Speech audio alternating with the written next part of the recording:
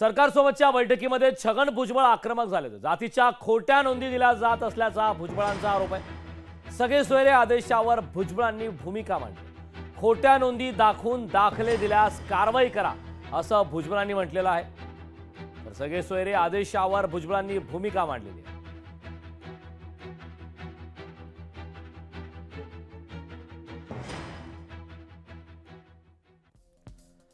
खोट्या नोंदी दाखवून जर दाखले दिले गेले असतील तर कारवाई करा असं छगन भुजबळ यांच्या बैठकीत म्हणाले. जातीच्या खोट्या नोंदी दिल्या जात आहेत असा देखील आरोप छगन भुजबळांनी केला.